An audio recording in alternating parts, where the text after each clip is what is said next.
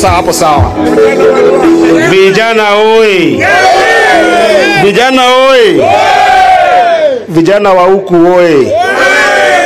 Wa baba wa baba bentie kanyo. Wa mama tialala. Kare mine benyale kaidi. Ne CS Marwa Bwana Wandai. Ne PS Marwa, PS Raymond Omolo. Ne owadwa mata nyasi makawuono mujumbe Marwa Tandi. Jotelo mobiro kaendi duto, jo kanisa mobiro lemo kodwa, wede osiepe kod anyuola makawandai, jo sidindi, jo ugonja. Amoso uno kweuru. Jothura be umor. Kawuono wabiro kaendi ne joma kiaya. Ani iluonga ni Eddie Okech Muokratego, Senator ma Migori County. To an bende ane jagoro e ODM, e nek mar ODM ma ochung' ne komiti miluongo ni disaster response. Tiende ni sama piny tek ma koth chwe kata chieng' rieny, to an mandiko cham gi gik mabeyo mabiro Nyanza gi kuonde duto Kenya mangima. Omiyo an kaendi gi mor kabisa nikech kawuono gima wabiro timo kaendi dholuo luongo ni agoro. Wabiro kaendi e wuoth mokwongo mar kelo Opiyo Wandayi dala kaendi mondo wang'i ni jodala gi kaendi be mor gi bendera moiro dalawa kaendi. Kuse wacho ni umor, taduoko wach malo ne baba Raila Amolo Odinga. Kose duoko wach malo kwa chande ni koro waduogo Kenya kaendi, kendo waduogo Gunja, kendo waduogo Siaya. Itadik mwadhi pango maber mondo koko warwak Opiyo Wandayi. Ber kosok ber. Dong manen ung'eni maendi chalo koro kaka poko. Wan Migori kucho ne wacho ni gima ber nyaka poki. Kosok kamano. Kata njugu kichamo nyaka tim ang'owa. Kichamo mandas nyaka tim ang'owa. Yao jwala. Kosok kamano. Dong nyaka iridhe. To kichamo rabolo nyaka tim ang'owa. Kichamo avocado. To kata dhano. Hello.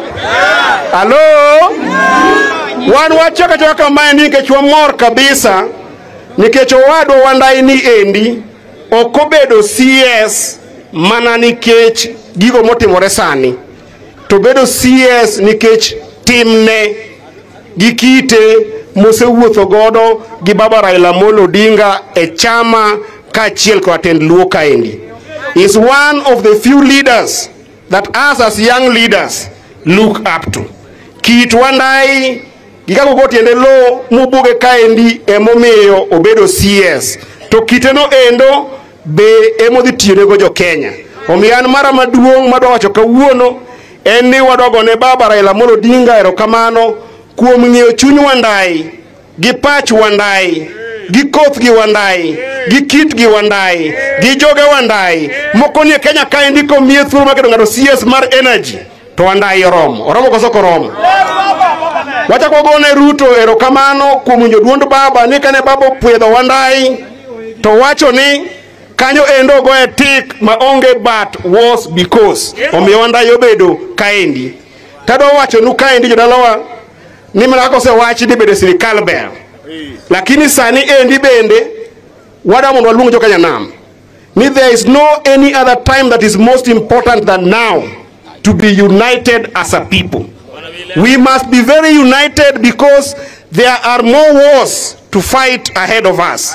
And that unity can only come when we affirm the party ODM within and without us. Nyakwaber jo party motegno, Ray kende mwenye wachne kaendi nikech Ray ne oko yier. Ray no lunga ka civil servant. To civil servant mora manako luong CS. Ray no yiene mondo dho tiko ya chande. Wajumbe wa modong te ana wuoyo kodu kakalo gwenge wate mag counties ang'wen komergi mag jo Kisii counties auchiel ma Nyanza kaendi ka Migori kabiro ka.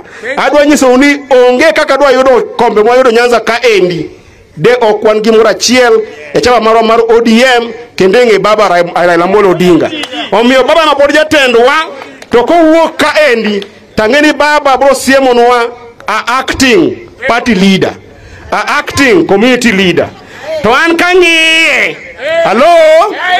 Kangiye. Jadalawa uneno gimane noni? Uneno gimane noni? Uneno gimane noni? I want to tell the ODM MPs that me as a young person, I think that in this community, I am the youngest to be elected among all these leaders. And I've also been elected in the Senate. And I'm in finance and budget in the Senate. As a young person and in ODM, the young people in this country were angry because of some things that went wrong in this country.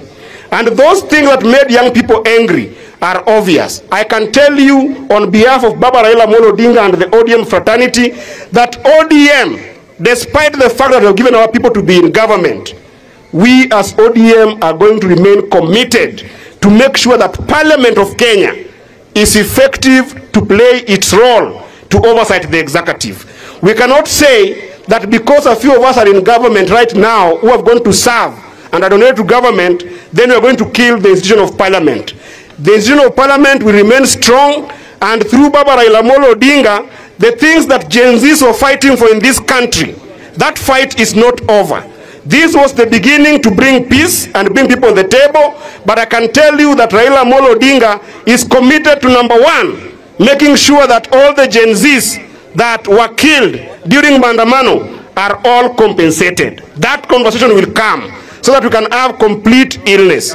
And we are also telling you that as ODM, we are committed to make sure that young people who are here can be able to get jobs as the government advances on.